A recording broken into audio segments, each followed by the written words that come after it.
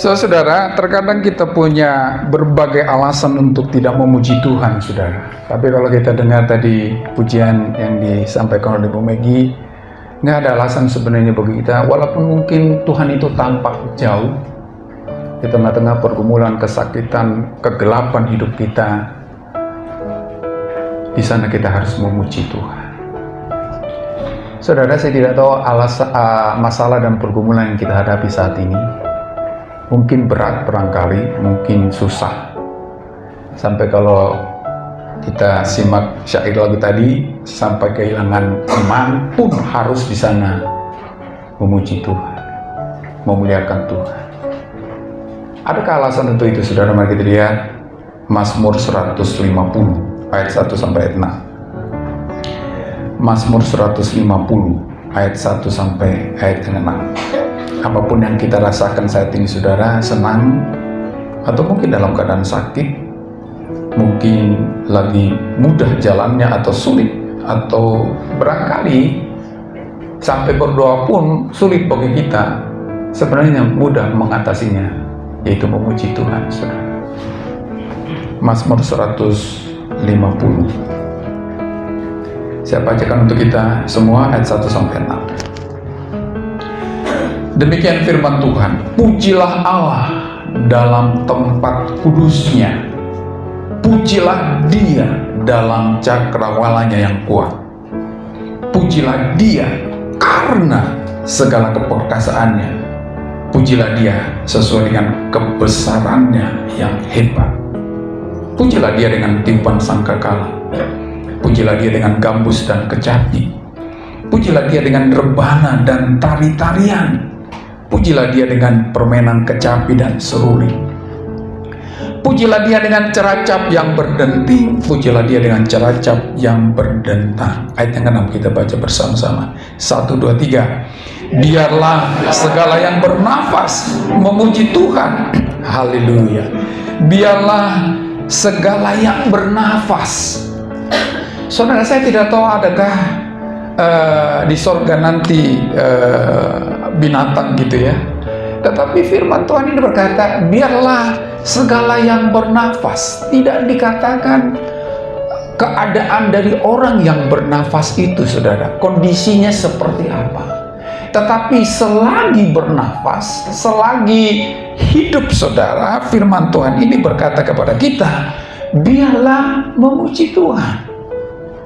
Saudaraku, terkadang kita mencoba cari-cari alasan untuk tidak memuji Tuhan, saudara, dengan keadaan kita, dengan kondisi di sekitar kita. Apalagi kalau kondisi itu sangat pelik, saudara, sangat membingungkan kita.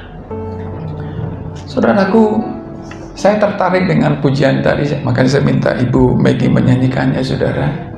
Penulis lagu itu berkata, Tuhan, kini aku lagi diambang atau di persimpangan jalan tentang keyakinanku. Nggak tahu mau bikin apa. Tapi aku mau memuji Tuhan. Karena apa, saudara? Karena penulis lagu ini adalah Don Moon, saudara. Seorang hamba Tuhan yang sangat luar biasa. Dia menyadari bahwa kematian Kristus di atas kayu salib, rencana Tuhan di mana Kristus mati di atas kayu salib, itu nggak bisa dipikirkan, nalar nggak masuk, saudara. Kalau ini menjadi fokus, aku mau memuji Tuhan. Saudara, pemazmur di sini belum mengalami Kristus mati di atas kayu salib, saudara. Tapi dia berkata, biarlah setiap yang bernafas memuji Tuhan. Saya tidak tahu, mungkin kita nggak terlalu pintar nyanyi, saudara. Saudara, kalau saya tanya, pintar nyanyi nggak? Mungkin Ibu berkata, saya pintar nyanyi. Tapi saudara, nyanyi dan puji Tuhan itu adalah dua hal yang berbeda, saudara. Nyanyi dan puji Tuhan, dua hal yang berbeda. Barangkali kita nggak pintar nyanyi, tapi jangan nggak pintar puji Tuhan, saudara. Ada orang nggak pintar nyanyi, nggak pintar puji Tuhan. Nggak masalah Anda gak pinter nyanyi, tapi harus pinter puji Tuhan. Pinter puji Tuhan itu apa? Bukan not baloknya, saudara. Bukan notasinya, tapi hidupnya. Ada banyak orang hari ini pinter nyanyi, tapi notasi hidupnya gak jelas, saudara. Saudaraku, siapapun kita, apalagi kita yang sudah percaya Yesus diselamatkan dari Tuhan, Tuhan ingin kita supaya pintar puji Dia. Tetapi kenapa kita seringkali pujian kita falas, saudara? Karena kita tidak tahu apa yang mendasari pujian kita sebenarnya. Kadang-kadang kan, oh puji Tuhan, haleluya loh saudara, doaku sudah dijawab. Puji Tuhan, haleluya saudara, aku telah lulus. Puji Tuhan, haleluya, aku dipromosikan di kantor. Puji Tuhan, haleluya, gaji ke-13 sudah turun. Puji Tuhan, haleluya, aku dapat pacar sekarang. Puji Tuhan, haleluya, bulan depan saya akan menikah. Itu nggak salah, saudara. Tapi kadang hal-hal itu kita tidak temukan dalam hidup ini. Apakah kita masih memuji Tuhan? Apakah ketika segalanya serasa begitu jauh, saudara, masihkah memuji Tuhan? Makanya pujian itu berkata, nggak peduli apapun yang terjadi, aku mau memuji Tuhan. Saudaraku, saya berharap kita GKRI Peniel ini pintar puji Tuhan. Makanya kita lihat apa yang dikatakan oleh pemazmur di sini, yaitu Mazmur 150 ayat 1 sampai ayat yang ke-6. Pertama, saudara, ayat pertama. Bagaimana cara memuji Tuhan supaya pintar, saudara? Ayat pertama, pujilah Tuhan, pujilah Allah dalam tempat kudusnya. Kenapa pujian kita hambar, saudara? Kenapa pujian kita gak bermakna? Walaupun mungkin orang dengar begitu syahdu, indah, syair dan notasinya, saudara. Pemazmur menyadari bahwa tidak ada artinya kita memuji Tuhan kalau tempatnya salah, saudara. Makanya dikatakan di sini, di tempat kudusnya. Jadi jangan asal puji Tuhan, saudara, jangan asal nyanyi. Kalau asal nyanyi, suatu saat, saudara, apa sih kurangnya ibadah orang Yahudi? Begitu ketatnya rincian dan syarat dari ibadah mereka, saudara. Kalau mereka mempersembahkan binatang, harus yang tak bercacat. Itu harus diteliti oleh para imam. Tapi suatu saat Tuhan berkata, aku muak dengan persembahan. Aku jijik dengan persembahan. Padahal sudah sesuai dengan persyaratan, saudara. Aku tolak itu persembahanmu. Karena kalau kita melihat apa yang dikatakan oleh Allah lewat Nabi Yesaya, saudara, bangsa ini mulutnya penuh dengan pujian, tapi hatinya jauh daripadaku, katanya. Kenapa pujian kita menjadi pujian yang sia-sia, saudara? Karena tidak didasari kekudusan, saudara. Mulut sih pinter nyanyi, tapi hati busuk, saudara. Pujilah Tuhan di tempat kudusnya. Ini berbicara syarat untuk memuji Tuhan, saudara. Sehingga pujian kita itu kan bukan saja mempermuliakan Tuhan. Pernahkah saudara ketika memuji Tuhan capek, saudara? Pusing. Padahal biasanya orang kalau nyanyi hatinya gembira, saudara. Hatinya senang. Tapi kita puji Tuhan, hati kita terbebani, saudara. Kenapa? Karena tidak di tempat kudusnya. Tidak pada tempatnya. Makanya saudara, sebelum Anda datang kepada Tuhan dalam pujian, dalam doa kita, selidikilah hati kita, saudara. Tuhan, aku tahu aku banyak kekurangan, aku banyak kelemahan, aku banyak pelanggaran. Oleh karena itu, kuduskan aku supaya setiap kata yang keluar dari mulutku, atau mungkin kita nggak nyanyi lewat mulut kita, tapi dalam hati kita, setiap kata yang keluar dari hatiku adalah sebuah penyembahan pujian yang boleh naik di hadiratmu, sehingga pujian kita itu memberkati, saudara, menghibur kita, menguatkan kita. Pernahkah saudara ketika saudara sedang pergumulan, Anda nyanyi memuji Tuhan, Anda lega? Tetapi sebaliknya justru semakin semrawut kehidupan itu. Makanya harus pintar memuji Tuhan, saudara, bukan sekedar pintar menyanyi. Bawa pujianmu dengan kekudusan, saudara. Karena tidak semua pujian diterima oleh Tuhan. Tidak, saudara. Aku muak persembahanmu, kata Tuhan pada bangsa Israel. Aku jijik binatang korban persembahanmu. Padahal itu adalah binatang yang kudus, saudara. Kenapa? Karena mereka hidup dalam dosa-dosa mereka, sementara mereka datang ke bait Allah. Terkadang kan orang hari ini, saudara, nggak jelas pekerjaannya, yang penting datang hari Minggu kasih persembahan yang banyak. Dia pikir bisa disuap, Tuhan itu bisa disuap. Enggak, saudara. Tuhan nggak butuh uang kita, gereja butuh, saudara. Ya, GKRI Peniel butuh uang Anda, tetapi Tuhan gak butuh uang Anda. Jadi kalau kita datang asal, saudara, datang gak peduli, saudara, atau menutup-nutupi sesuatu dalam hati kita, kita pikir gak ada yang tahu, lalu kita berkata haleluya, haleluya, itu sampai di plafon aja itu, saudara, dan gak berdampak apa-apa dalam hidup kita, apalagi kepada Tuhan. Makanya perlu kita selidiki hidup kita.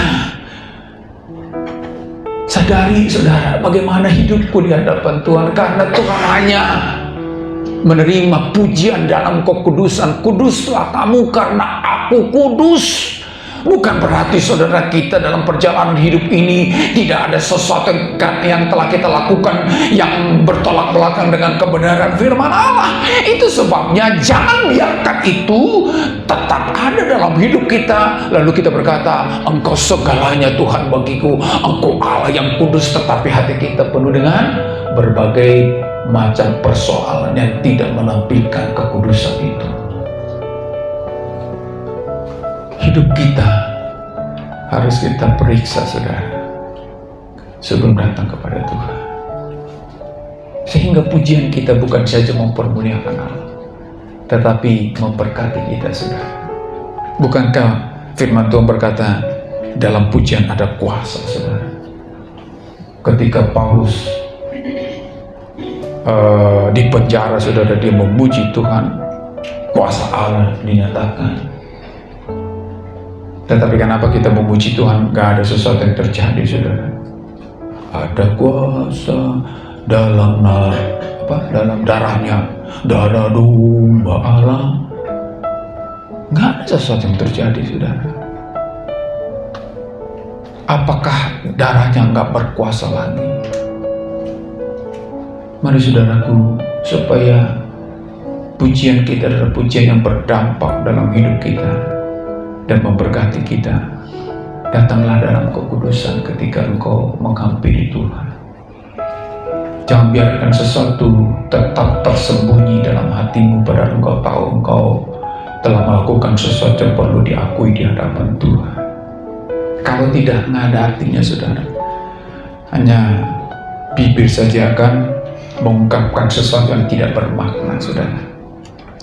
Saudara yang saya kasih dalam Tuhan Yesus Kristus, apalagi ketika kita mungkin mengalami pergumulan, saudara, kita mencak-mencak sama Tuhan dan berkata, Tuhan nggak baiklah, Tuhan nggak pedulilah, Tuhan tidak mengasihi saya lah, karena berbagai persoalan sehingga sulit bagi kita untuk berkata, terima kasih Tuhan, aku ada hari ini semata-mata oleh karena Anugerah.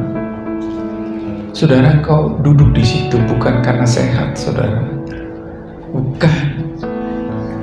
Jangan pikir karena sehat. Ya memang ada banyak orang yang sehat di luar sana nggak duduk di situ, saudara. Jadi bukan karena sehat. Mungkin kita berkata, ya nggak di GKRI Peniel, di GKRI yang lain. Nggak di situ juga dia, saudara. Sehat. Nggak di gereja yang lain juga, saudara. Sehat. Jadi kalau kita ada di sini karena anugerah Tuhan, saudara, bukan karena kita sehat, karena kemurahan Tuhan. Nah, kekudusan, saudara. Jadi puji Tuhan secara benar. Puji Tuhan secara benar.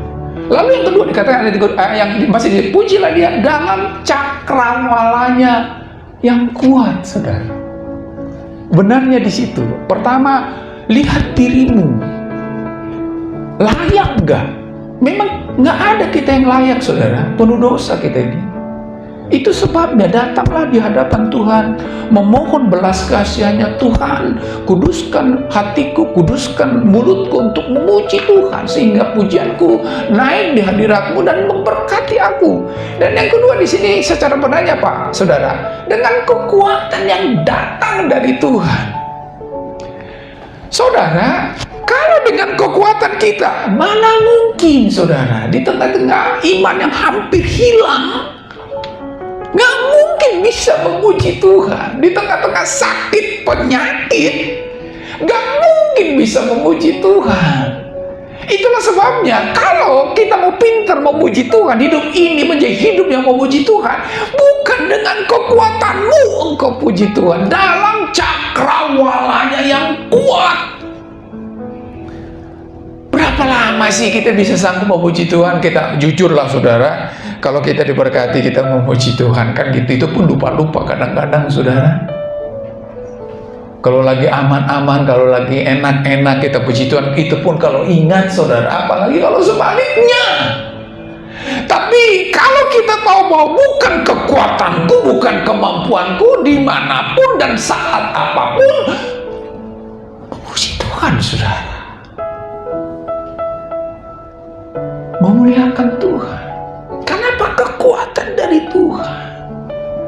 Ada banyak kesaksian orang-orang percaya, saudara, di tengah-tengah kelemahan, di tengah-tengah ketidakberdayaan, di tengah-tengah sakit, di tengah-tengah tidak ada lagi kemungkinan untuk mendapatkan sesuatu, tapi di situ memuji Tuhan. Kenapa Paulus di penjara bisa memuji Tuhan?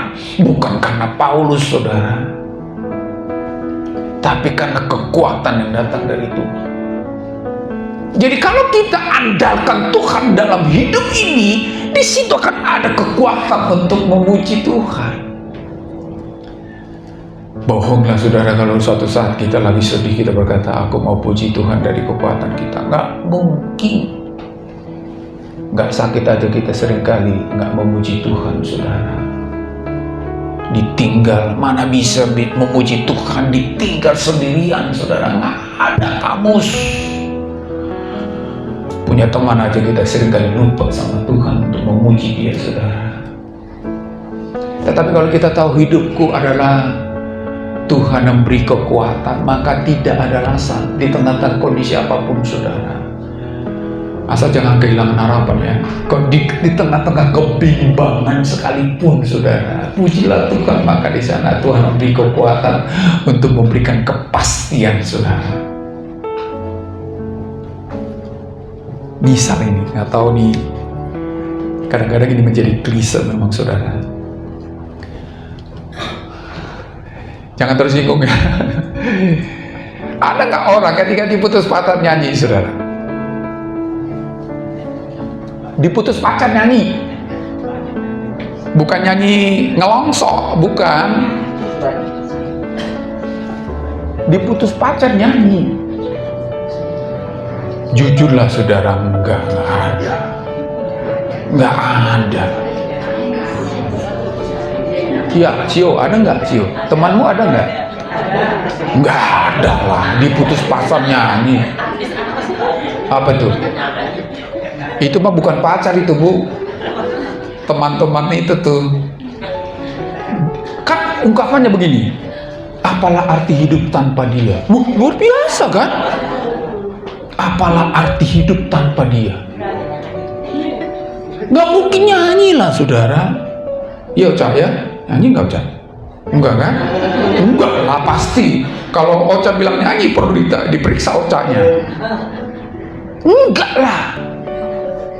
Tapi maksud saya begini saudara, kalau engkau andalkan Tuhan ketika engkau diputus pacar, ada kekuatan untuk berkata, Tuhan, nggak nyanyi sih, enggak, Tuhan aku tahu engkau siapkan yang terbaik bagiku. Nyanyi sih enggak saudara, ya Erik ya, nggak nyanyi sih enggak, bikin lagu dong. Nah, nanti akan lahirlah lagu. Dikalaku tak berdaya, kan gitu saudara. Diputus pacar enak nyanyiin lagu itu saudara. Kenapa? Ada kekuatan saudara, nggak lari. Kan kadang-kadang jadi minum baygon kan saudara, lalu taruh kepala di rel kereta, ya hancur saudara. Ada kekuatan. Aku tahu Tuhan, engkau sedang siapkan yang lebih baik. Ini bukan basa-basi saudara, bukan pelipur lara. Pujilah Tuhan dalam cakrawalanya yang kuat. Andalkan Tuhan ketika engkau mengalami berbagai hal apapun dalam hidup ini, sehingga di situ ada pujian kepada Allah. Itu yang disebut memuji Tuhan dengan pintar saudara. Ada banyak orang karena dia dapat berkat memang begitu kan, orang juga nggak terlalu mengapresiasi saudara. Tetapi orang akan menghargai sikap kita. Karena apa? Di tengah-tengah pergumulan yang tidak ada alasan untuk memuji Tuhan lalu berkata, Tuhan terima kasih. Bukan terima kasih diputus pacar, bukan. Terima kasih, aku tahu rencanamu yang lebih baik dariku. Sekalipun kita penuh Roh Kudus, nggak akan berkata terima kasih Tuhan saya diputus pacar, terima kasih Tuhan saya di PHK. Enggak lah, enggak. Masih waras kita. Tapi ketika engkau mungkin pekerjaanmu sudah digoncang gitu kan, Tuhan aku tahu ada sesuatu yang sedang Tuhan siapkan bagiku yang lebih baik dari sini. Dan hanya orang yang mengandalkan Tuhan yang bisa berkata seperti itu saudara, walaupun nggak nyanyi. Hidup yang memuji Tuhan adalah hidup yang mengandalkan Tuhan. Apapun keadaan kita hari ini saudara-saudara, doa kita sih baik-baik, pekerjaan kita lancar, rumah tangga kita happy-happy aja saudara. Itu doa kita, nggak pernah kita berdoa macam-macam kan. Tetapi terkadang saudara, tanpa kita pikirkan seperti geledek saudara, yang tiba-tiba meledak begitu, kita nggak siap. Ingatlah, kalau kita sungguh mengandalkan Tuhan, di sana akan ada pujian. Bukan sebuah pelarian saudara, bukan. Tapi suatu keyakinan bahwa Allah di sini tetap layak dipuji, layak ditinggikan, layak diagungkan. Itulah pujian yang benar saudara. Jadi pujilah Tuhan secara benar. Benarnya itu dalam kekudusan dan juga dalam kekuatan yang datang daripadanya. Saya tidak tahu alasan saudara memuji Tuhan apa saudara. Kiranya ini, sehingga tidak ada alasan untuk bersungut-sungut saudara. Ya, kalau gaji ke-13 belum cair ya tunggulah. Yang namanya gaji 13 ya pasti akan, tapi kalau terlambat dikit jangan gitu ya. Kadang-kadang bukan begitu kan saudara. Tuhan, kau berkata besok, ini udah lusa Tuhan. Berarti udah melewati besok saudara. Kan ada banyak orang hari ini ketika dia menunggu dan menunggu, padahal sebenarnya Tuhan tidak pernah memberikan limit waktu saudara. Makanya beriman kepada Tuhan itu indah saudara.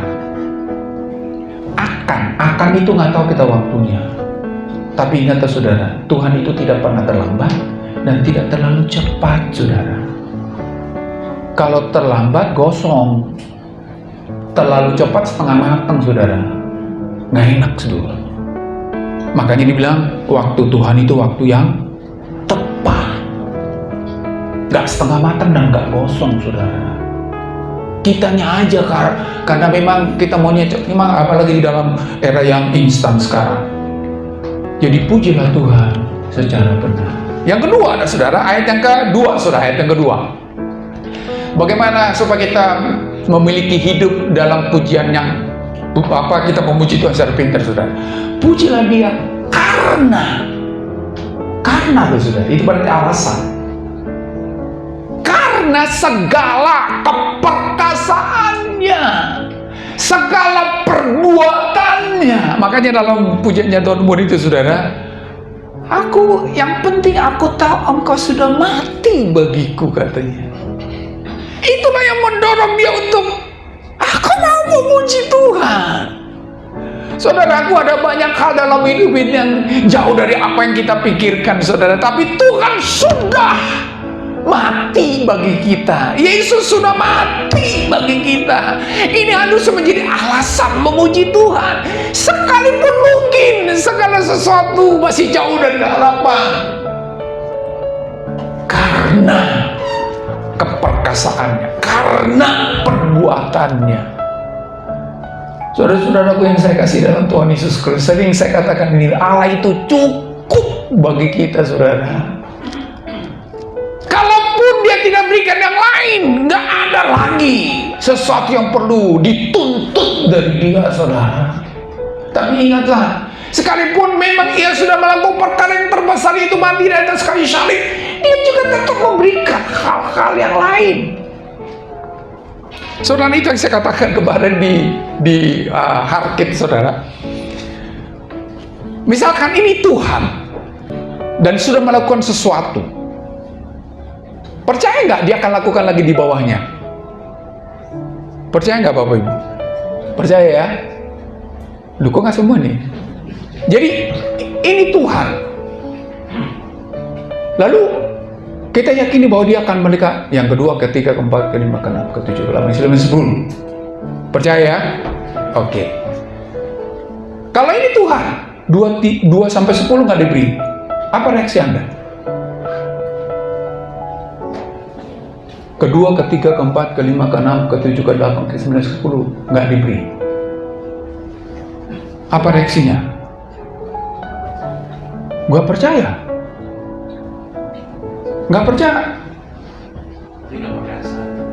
Kenapa, Pak Michael? Loh, bukan. Jadi keperkasaan Tuhan bukan karena 2, 3, 4, 5, 6, 7, 8, 9, 10. Kalau kita berkata yang kedua, 3, 4, 5, 6, sampai 10 diberi, lalu tidak diberi, lalu Tuhan nggak perkasa. Ini yang seringkali kita nggak memuji Tuhan, saudara. Tuhan, katanya firman-Mu, pendeta berkata, mana? Saudaraku, Tuhan bisa. Contohnya ini, saudara. Yesus datang ke dunia ini untuk apa sih? Apa tujuan Yesus datang ke dunia? Apa, saudara? Apa? Loh, kok pada diam? Untuk apa Yesus datang ke dunia? Jalan-jalan? Enggak kan? Untuk mati di atas kayu salib, itu kan? Tapi Dia lakukan juga menyembuhkan orang, memberikan makan 5.000 orang, membangkit orang mati, membuat orang yang timpang berjalan, menculik orang buta. Dilakukan juga kan? Persoalannya sekarang, kalau itu misal Dia tidak lakukan, apa yang terjadi? Misalkan itu semua nggak dilakukan, apa yang terjadi? Kan saya sudah katakan tadi, Yesus datang ke dunia untuk apa? Tetap mati. Nggak dilakukan, itu tetap Dia mati, saudara. Berarti yang paling utama mati. Gak dilakukan itu juga gak mati orang, saudara. Mati kekal maksud saya. Jadi yang pertama udah, ya sudah, stop, nggak apa-apa.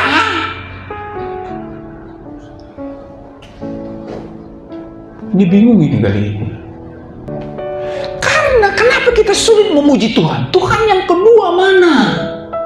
Yang ketiga mana? Yang keempat mana? Jodoh mana Tuhan? Pekerjaan mana Tuhan? Rumah mana Tuhan? Bisa kan Tuhan lakukan itu? Bisa, Bapak Ibu, bisa. Bisa banget. Tapi ingat, yang pertama udah cukup, saudara. Kalau engkau berkata, Tuhanku cukup, mau dikasih nggak dikasih 2-10, engkau akan tetap memuji Tuhan. Engkau akan tetap tinggikan Tuhan. Seringkali kita nuntut Tuhan, saudara. Engkau nggak bisa tuntut Tuhan. Enggak. Siapa kita sehingga kita bisa tuntut Tuhan? Tetapi kalau dia sudah mati bagimu, katakan pada hidupmu, cukup Tuhan. Tapi ingatlah, walaupun itu cukup, dia tidak akan pernah menutup mata kalau memang kita butuh makan. Ini yang saya katakan di hari kemarin. Kalau memang itu kebutuhanmu, engkau makan, nggak mungkin Tuhan nggak ngasih makan. Kalau engkau memang harus menikah, nggak mungkin Tuhan nggak kasih menikah, saudara. Tapi lupakan itu semua. Itu bukan urusanmu. Urusanmu adalah Yesus telah mati bagimu dan itu cukup bagimu. Kalau itu sudah cukup, nggak peduli dikasih nggak dikasih, aku mau berkata, aku mau puji Tuhan. Ini marah-marah saya ini. Terkadang kita, saudara, menuntut Tuhan. Tuhan, aku udah 10 tahun di kantor ini, kok gak naik-naik? Yang kerja siapa yang dituntut? Siapa, saudara? Tapi ingatlah, saudara, kalau itu kebutuhanmu, Tuhan akan beri juga, saudara. Dia adalah Tuhan yang gak pelit. Kecuali kalau itu keinginanmu. Sorry aja. Tapi kalau itu nggak mungkin lah. Kalau Tuhan, aku mau makan, nggak ada makanan. Makanya pekerjaanmu pun akan diberkati. Tapi jangan bilang, Tuhan, awas lu kalau Tuhan nggak berkati pekerjaanku. Emangnya dia harus berkati? Enggak, saudara. Enggak. Tapi kalau dia harus mati, iya. Karena untuk itulah dia datang ke dalam dunia ini, saudara. Sehingga apapun keadaan kita hari ini, saudara, aku mau puji dia. Karena keperkasaannya, karena perbuatannya dalam hidupku. Aku mau puji dia. Karena ia sudah melakukan sesuatu yang tidak mungkin dunia bisa berikan kepadaku. Disitulah kita akan bisa memuji Tuhan, saudara. Lalu jangan suka berkata, loh, gimana dengan pekerjaanku? Nggak usah urusin itu urusan Tuhan, saudara. Urusan Tuhan itu, urusan memberkati itu urusan Tuhan. Kamu saja Bapa duniawi yang tahu memberikan pemberian yang baik kepada anak-anakmu, katanya, apalagi Bapa surgawi. Tapi yang seringkali kita urusin kan pekerjaan kita lah. Saudara, pikirkan bagaimana memuji Tuhan dalam kondisi apapun. Karena apa yang ia sudah perbuat dalam hidup kita, saudara. Bukan berarti begini, Tuhan terima kasih Tuhan aku sakit. Enggak, saudara. Tuhan terima kasih aku di PHK. Enggak, saudara. Tuhan terima kasih aku diputus pacar. Enggak. Tuhan terima kasih aku ditipu orang. Enggak begitu. Orang gila itu namanya. Terima kasih Tuhan, Engkau baik, sekalipun keadaanku nggak baik. Terima kasih Tuhan, Engkau mengasihi aku, sekalipun dunia mungkin sudah jauh daripada aku. Kenapa? Karena Tuhan sudah melakukan perkara terbesar, saudara, dalam hidup ini. Mudah-mudahan apa yang saya katakan ini kita pahami, saudara. Bukan berarti, wah nggak peduli Tuhan pekerjaan saya. Bukan, saudara, bukan. Dia peduli akan pekerjaanmu, tapi jangan terlalu pikirkan itu sehingga kau lupa untuk memuji Tuhan. Katakan pada dirimu, dia sudah mati bagiku dan itu cukup bagiku. Dan aku tahu dia adalah Bapa yang baik, yang gak mau pedulikan hidupku. Kalau mati aja dia mau, apalagi cuma kasih yang tetek bengek itu, saudara. Mudah bagi Tuhan untuk membangkitkan orang mati, mudah bagi Tuhan untuk memberikan makan 5.000 orang hanya dengan 2 ekor ikan 5 ketul roti, mudah. Tetapi menjadi sulit ketika dia mau mati di atas kayu salib, dan itu pun dia lakukan, saudara. Makan orang lagi, memberikan makan orang nggak bisa, mati aja bisa. Pemikirannya kan begitu, logikanya kan begitu. Perkara terbesar pun ia sudah lakukan, masa di bawah. Itu adalah Paulus di Roma pasal 8, saudara. Dia yang tidak menyayangkan anaknya, tapi yang memberikannya bagi kita masakan. Gak mungkin maksudnya dia tidak memberikan yang lain, tapi itulah yang kita pikirkan yang lainnya, saudara. Jadi pujilah Tuhan dengan alasan yang benar. Yang terakhir, saudara, pujilah Tuhan dengan cara yang benar. Nah, kalau saudara perhatikan ayatnya tadi, ada gambus, ada kecapi, ada seruling gitu ya. Itu adalah alat-alat yang dipakai dalam ibadah di bait Allah pada perjanjian lama, saudara. Maksudnya apa? Pujilah Tuhan dengan sarana yang benar. Sarana, kalau memang seruling, apa bunyi seruling, saudara? Ya. Kalau rebana bunyinya apa? Rebana dipukul-pukul kan. Kalau keyboard bunyinya apa? Saudara pernah lihat di YouTube ada gentong, ada ember, ada kuali, ada apa dipakai untuk main musik, saudara. Saudara melihat itu apa kira-kira? Kenapa orang buat itu di YouTube, saudara? Itu jutaan itu viewsnya. Kenapa? Aneh kan? Antik kan? Ada ember, ada kuali, ada apa itu yang buat mandi itu, saudara? Ada dipakai begitu. Banyak penontonnya. Orang nonton itu karena apa? Aneh, antik, nggak semestinya dipakai. Firman Tuhan berkata, pujilah Tuhan dengan rebana. Rebana diapain? Dipukul. Berarti rebana memuji Tuhan. Ketika keluar bunyi dipukul, saudara. Apa maknanya ini bagi kita? Puji Tuhan dengan hidupmu. Hidupmu harus apa, saudara? Kakimu harus injak di tanah. Tanganmu harus gak gelantungan begini. Otakmu harus berpikir untuk memuji Tuhan, saudara. Jangan dibalik-balik. Jangan seperti ember jadi dipakai untuk drum, saudara. Bisa sih, aneh. Saudaraku, tidak ada alasan bagi kita untuk tidak memuji Tuhan kalau kita memakai hidup ini untuk puji Dia. Makanya jangan sembarangan dengan hidup ini, saudara. Makanya dikatakan juga Cakrawala menceritakan perbuatan tangannya. Gimana sih cara Cakrawala memberitakan perbuatan tangannya?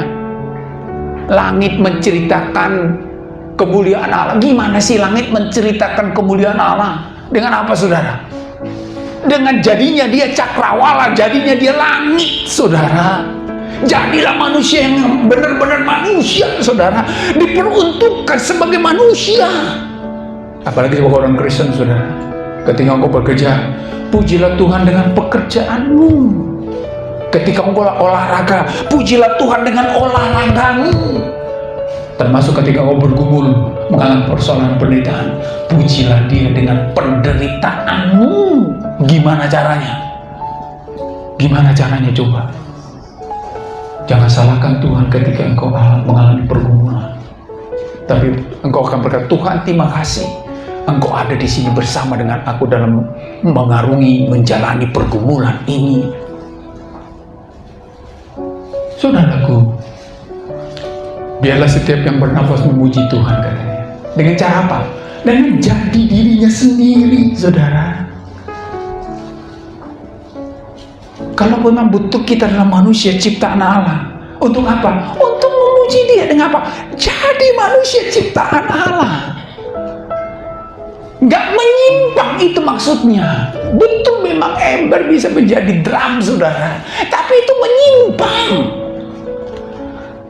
Ketika engkau kerja, jadilah manusia yang memang bekerja sebagaimana seharusnya di sana, dan disitulah engkau memuji Tuhan, saudara.